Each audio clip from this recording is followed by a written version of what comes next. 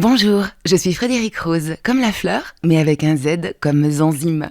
Je suis naturopathe formée à l'ISUPNAT et j'ai choisi de vous dévoiler ici quelques secrets pour améliorer, harmoniser, retrouver votre santé. Chaque mois, vous pourrez découvrir en quelques minutes les merveilleuses ressources de vos intestins et de votre pouvoir d'auto-guérison pour rebooster votre vitalité. 30 épisodes à écouter sans modération.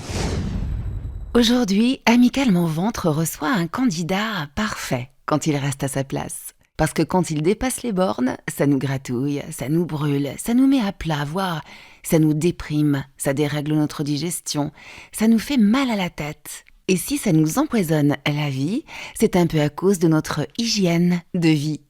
En effet, cette levure, j'ai nommé le candida albicans, réside tout naturellement en harmonie dans notre organisme, sur notre peau, nos muqueuses et dans nos intestins, où il nourrit de nombreuses bactéries amies qui régulent nos hormones, notre système nerveux et du même coup la population de candidats. Jusqu'ici, tout va bien dans notre microbiote. Quand ça commence à se gâter, c'est le chaos dans notre flore intestinale. C'est la fameuse dysbiose. Celle que nous avons causée par une mauvaise alimentation, par le stress, l'utilisation de certains médicaments comme la pilule contraceptive, l'abus d'antibiotiques. Le diabète est aussi un terrain de jeu très prisé de cette flore opportuniste.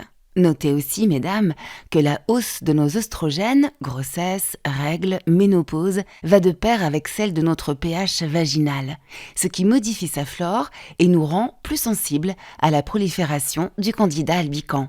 Or donc, quand l'équilibre de notre microbiote est bouleversé, cette levure, si elle s'infiltre dans notre système circulatoire, peut se disséminer dans tout l'organisme où elle se transforme en champignon, libérant des toxines hors d'atteinte de notre système immunitaire. Et là commence le calvaire. C'est l'infection dite candidose, cause de nombreux maux. Le plus visible, la mycose vaginale, buccale ou dermatologique. Mais voici les plus sournois. Problèmes de fertilité ou fausses couches à répétition, douleurs articulaires, allergies, hyperthyroïdie, troubles 10 comme l'hyperactivité, carence en vitamine D, fatigue permanente, émotivité à fleur de peau, morale en berne, ballonnement digestif, migraine dite hépatique, car avec cet afflux de toxines, le foie a fort à faire. D'autant que candidose et porosité intestinale marchent main dans la main. Et pour finir, ce champignon nous rend accros au sucre. Eh oui, car si vous êtes bec sucré, sachez que le candida vous bat à plate couture. Il a besoin du sucre, surtout le bien blanc, bien raffiné, qu'il transforme en alcool pour se développer sous sa forme la plus agressive. Il est donc à la fois cause et conséquence d'un cercle vicieux qui met à mal notre santé sous forme d'inflammation chronique. On estime que 40% des Européens sont touchés par cet envahisseur hors de contrôle. Les symptômes généraux sont si nombreux qu'il peut squatter sans être dérangé pendant des années. Et là vous pensez, diantre, suis-je moi-même parasité, envahi par ce candida albicans ? Eh bien pour en avoir le cœur net, plusieurs tests sont possibles. Le plus simple, celui de la méduse, du do it yourself. Le matin, à jeun, à la maison, vous crachez dans un verre d'eau. Après 30 minutes, si des filaments se sont formés, genre méduse, eh bien vous êtes un bon candidat pour le candida. Une salive saine flotte à la surface.